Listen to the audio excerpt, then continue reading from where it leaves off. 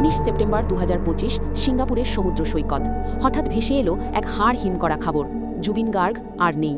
কিন্তু এটি কি কেবলই এক সাধারণ দুর্ঘটনা ছিল, নাকি এর আড়ালে লুকিয়ে আছে কোনো অন্ধকার ষড়যন্ত্র? প্রাথমিকভাবে বলা হয়েছিল সমুদ্রে সাঁতার কাটার সময় ডুবে মারা গেছেন তিনি, কিন্তু আসাম পুলিশের বিশেষ তদন্ত দল অর্থাৎ এসআইটি এর তদন্তে উঠে এলো এক চাঞ্চল্যকর তথ্য।